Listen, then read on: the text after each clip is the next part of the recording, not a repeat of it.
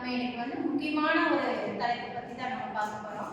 இன்னைக்கு தேவையும் கூட சமுதாயத்தில் ரொம்ப ரொம்ப முக்கியமான தேவை சமுதாய முன்னேற்றத்துக்கான ஒரு பாதை, பெண்களுக்கான விழிப்புணர்வு ரொம்ப ரொம்ப முக்கியமான ஒரு விஷயமா இருக்கு.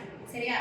அது சின்ன குழந்தையானாலும் சரி, பெரியவங்கனாலும் சரி, வயசானவங்கனாலும் சரி, பெண்கள் ரொம்ப பாதிக்கப்படுறாங்க இல்லையா? அதற்கான சிக்கல்கள் என்னென்ன இருக்கு அப்படிங்கிறதையும், அதற்கான தீர்வுகள் உங்க மூலயமா அதை எந்த மாதிரி சிக்கலுக்கான தீர்வுகள் கிடைக்குது அப்படிங்கிறதையும் நம்ம பார்த்துக்கலாம். சரி, இப்போ இந்த பெண்கள் வந்து எல்லாமே எப்பொழுதுமே விழிப்புணர்வுடன் இருக்கணும் அப்படின்றதுக்கு ஒரு காரணம் இருந்தாலும், என்னென்ன விஷயத்துல வந்து விழிப்புணர்வு வேணும் அப்படிங்கிறத வந்து முதல் வாய்ஸ் சொல்லுவாங்க இல்லையா? ஓகே, நீங்கள் சொல்லுங்க. அவங்க வந்து கணவன் வந்து மனைவிக்கு மரியாதை கொடுக்க மாட்டேங்குது, குடிச்சிட்டு வந்து சித்திரவதை பண்ணி வீட்டில் ஒரே சண்டை, அதை தவிர்க்கணும். அப்போ ஒரு ஆண்மகனுக்கு வந்து குடிப்பழக்கம் வந்து அந்த குடும்பத்தை சீரழிக்கும். பொதுவாக பெண்கள் வந்து அதனால பாதிக்கப்படுவாங்க அப்படின்னு சொல்லுவாங்களா? அதனால குழந்தைகளும் தான் பாதிக்கப்படுவாங்க. அப்போ மது வந்து இருக்கும் கேடு, உறவுக்கும் கேடு, எல்லாருக்கும் கேடு அப்படின்னு சொல்றீங்க. சரி, அடுத்தது சொல்லுங்க, பெண்களுக்கான சிக்கல் என்ன இருக்கு அப்படிங்கிறது சொல்லுங்க. பெண்கள்னால தனியாக ஆரோடு இல்லாமல் சமாளம் நீ போகும்போது ஆரோடு வெளியே ஜாலியாக வளர்றவங்க கூட. சரி, பெண்கள் வந்து தனியாக எங்கேயுமே நடமாட முடியல அப்படின்றது ஒரு முக்கியமான ஒரு விடயமா சொல்றாங்க. உண்மைதான். பெண்கள் வந்து தைரியமா வெளியே போகணும் அப்படின்னா சமூகம் கொஞ்சம் பாதுகாப்பு தரணும் அப்படிங்கிற ஒரு முக்கியமான ஒரு முன்னெடுப்பு வேணும். பெண்களுக்கு அவேர்னஸ் இருக்குதோ இல்லையோ, ஆண்கள் வந்து அதை வந்து புரிஞ்சுக்கணும். ஆண்கள்னா இளைஞர்கள் மட்டும் அல்ல, வயசானவங்களும் இந்த மாதிரி தான் இருக்காங்க.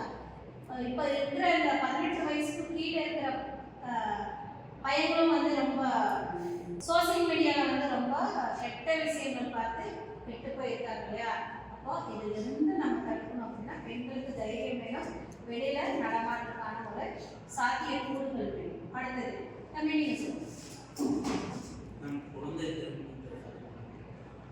இவங்களுக்கு ஒரு கைத்தட்டல் கொடுக்கலாம். குழந்தை திருமணத்தை வந்து தடுக்கலாம். முக்கியமானது கல்வியில பின்தங்கி இருக்கிற ஒரு மாவட்டத்துல எல்லாம் பார்த்தீங்கன்னா சின்ன குழந்தைங்களுக்கு திருமணம் பண்ணி வச்சிடறாங்க. ஏன்னா அப்பா குடிச்சிட்டு இருப்பாங்க, பொறுப்பு இல்லாத இருப்பாங்க. குடும்பத்துல இந்த ஒரு சில குடும்பத்துல இப்படிதான் இருக்கணும் அப்படின்ற ஒரு நிறைய இருக்கு. அதெல்லாம் வந்து இனிமே அதுல இருந்து விழிப்புணர்வு ஏற்படலை மக்களுக்கு. அப்போ குழந்தைங்களுக்கு திருமணம் செஞ்சு வைக்கக்கூடாது அப்படின்றது, பெண் குழந்தைகளை வந்து ஒரு குடியில தள்ளக்கூடாது, என்னன்னே தெரியாத ஒரு குடிக்குள்ள தள்ளக்கூடாது அப்படின்றது ஒரு புரிதல் தான். சரியா? அடுத்தது கம்யூனிகேஷன்.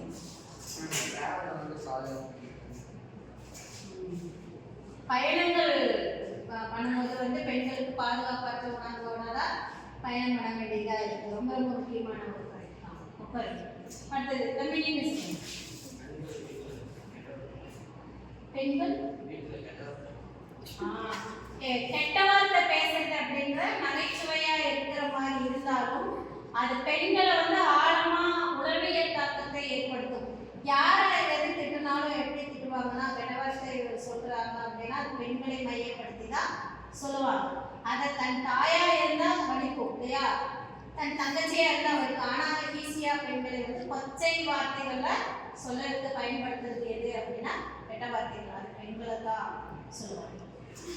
பெண்களுக்கு ஏற்படும் சிக்கலுக்கான தீர்வு வந்து ஒரு 2-3 பேர் சொல்ல போறாங்க. சகல நீங்க சொன்னீங்கன்னா நல்லா இருக்கும். மேம், இப்போ மற்ற கண்ட்ரிஸ்லாம் வந்துட்டு பெண்ணுக்கு எதுனா ஒன்று ஆச்சுன்னா அப்போவே ஸ்பாட்டில் தண்டனை தராங்க. இப்போ வந்துட்டு டாக்ஸிலாம் போகிறதா இருந்தால் அவங்க வந்துட்டு பின்னாடி அந்த சைடு மிரர் வச்சு கூட பின்னாடி யாரும் பொண்ணு வேலை உட்காந்து பார்க்கக்கூடாது. ஆனால் நம்ம நாட்டில் அப்படி இல்லைன்னு நல்லா தெரியுது மேம். இப்போ ரீசெண்டாக நடந்ததில் கூட அதை காசு கொடுத்து கேஸை க்ளோஸ் பண்ணிட்டாங்க. அந்த ரூல்ஸ் அண்ட் ரெகுலேஷன்ஸ்லாம் கவர்மெண்ட் ஸ்ட்ராங்காக கொஞ்சம் கொஞ்சம் நம்ம நிறையவே அதெல்லாம் பண்ணாமல் சட்டங்கள் வந்து கடுமையாக்கப்பட வேண்டும் அப்படின்றாங்க. நீங்க ஒரு பொண்ணு இப்படிதான் இருக்கணும்னு சொல்லி ஒரு பொண்ணுக்கு சொல்லி வளர்க்குற மாதிரி ஒரு பையனுக்கும் சொல்லி வளர்க்குற ஒரு பொண்ணு எப்படி ரெஸ்பெக்ட் பண்ணணும், நம்ம அம்மாவை எப்படி பார்க்கணும், அதே மாதிரி இன்னொரு பொண்ணை பார்க்கணும் அப்படிங்கிறத சின்ன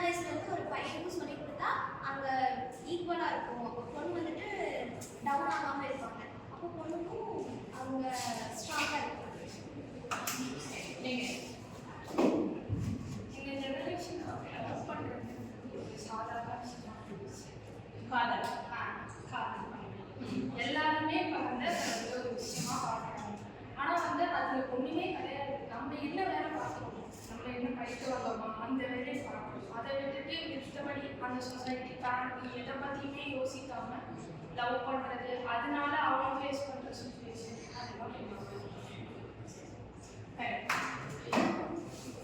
காதல் ஒரு தீர்வல்ல பெண்களுக்கு, படிப்பு தான் ரொம்ப முக்கியம்.